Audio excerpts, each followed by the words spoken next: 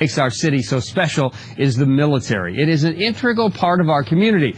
Joining us today to talk about our military and how the budget cuts could have an effect on the military and some of the celebrations possibly here in San Diego. Larry Blumberg, the executive director of San Diego's Military Advisory Council. And Larry, today is Coast Guard Appreciation Day. We're going to talk about that a little bit as well, and a partnership with the Padres. That'll be our third segment today. Let me though start with sequestration. We've been talking about this for a long time, and there was this cloud hanging over San Diego. What is sequestration going to do to us? Can you give us an update, like a report card on what's going on? Absolutely, and it's really timely because on Thursday this week, the Vice Chief of Naval Operations was in town and actually met with a small group of our board of directors and other business people in town and provided that kind of update. In effect, the Navy had to deal with about a $10 billion cut in a 6-month period, okay? Now, after they approved the appropriation, some of that got restored. Now, it initially affected the maintenance availability for the ships. It affected the aircraft maintenance over at North Island. And, of course, we even heard 1 or 2 deployments were canceled, the one on the East Coast with the Harry Truman. But the CNO, the Chief of Naval Operations, Admiral Greenert, came out with a statement about 2 or 3 weeks ago saying, hey, look, we're going to handle these cuts, and we're going to do it deliberately.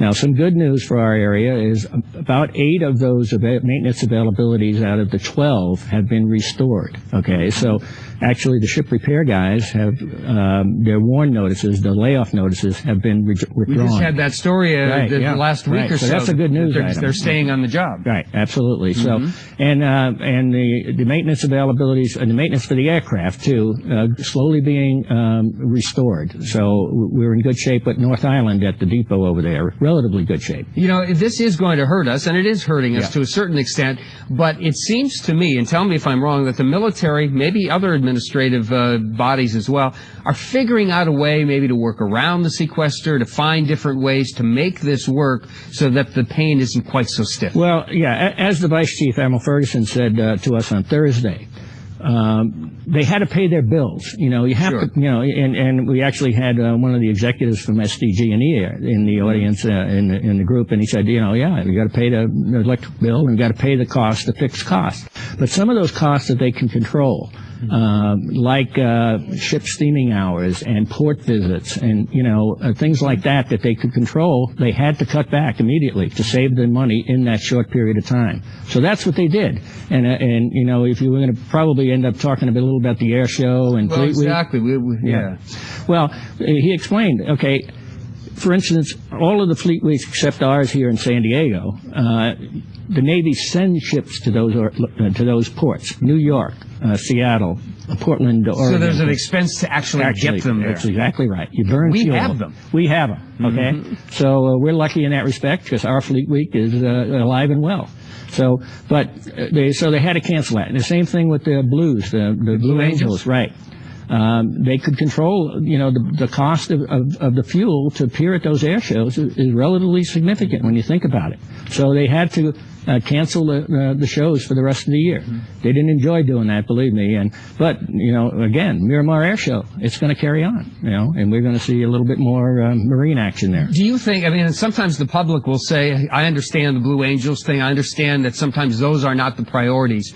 But sometimes the public also says, don't you think there's other places they could cut as well in this thing? Or, I mean, you talk to the military people every day. Are they running on just about what they can operate on right now, or are there other places they could cut? Well, you know, when you have to take the cut in half a year because of the continuing resolution that was in effect, and then not having an appropriation bill till 1 April. It all gets concentrated. It all gets down, and if you have to save that money between now and the end of the year, you have to do things that you'd rather not do, and. You know, the good news. Let's focus on the good news. Yes. Those maintenance availabilities were restored. Exactly. Those workers will stay on the job. That's right. Exactly. So, I mean, you know, there have been some layoffs, but nothing like we expected. And the other thing, too, is San Diego's in a unique position because it is a West Coast center, and everything is changing. The military is changing. That's right. Focusing now on the Pacific as opposed to... We're going to see that change over the next 4, 5, 10 years, that 60% of our forces will be here in the Pacific.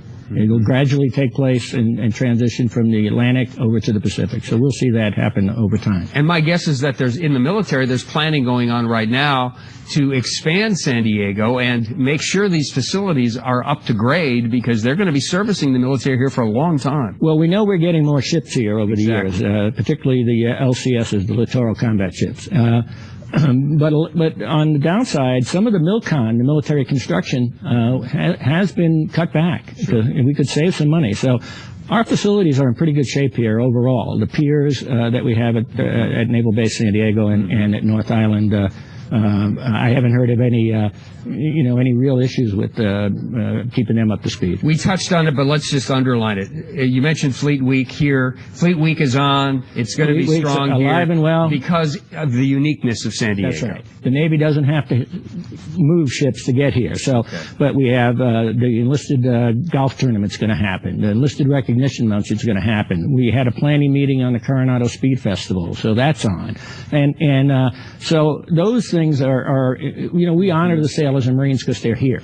And even with the Blue Angels being grounded, at least for now, the Miramar Air Show is going on, and just as planned. In fact, it seems that they're taking a little different tack too, and focusing on something a little bit different that is homegrown. Right. I talked to Colonel Farnham, the commanding officer of Miramar, not too long ago, and he said, "Look, you're going to see a little more of our Marine Air Ground Task Force action, and that's pretty exciting stuff." And that's homegrown stuff. That's homegrown. I mean, the people is here, the people are here, the equipment's here, and it'll be, the Blues are always, the highlight of the show, but believe me, I think the Miramar Air Show is going to be in great shape. So, again, focusing on the positive, we have Fleet Week, we have the Air Show. So you think, as far as San Diego's concerned, and with the advice from people like you, the military here has weathered this first part of sequester pretty well. Well, 2013. Yeah, 2013 part. That's why I said the first part. That's right. 2014, the budgets are pretty, the House budget, the President's budget, and the Senate budget are pretty far apart. So,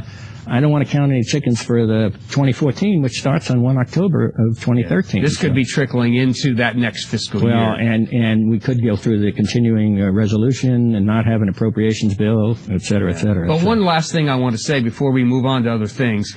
The military understands its mission as well, and money or no money, it's going to make sure that the right people are in the right place at the right time. Mission first. Mission first, obviously. That's the way absolutely, and that's the way it has to be. All right. Larry Blumberg,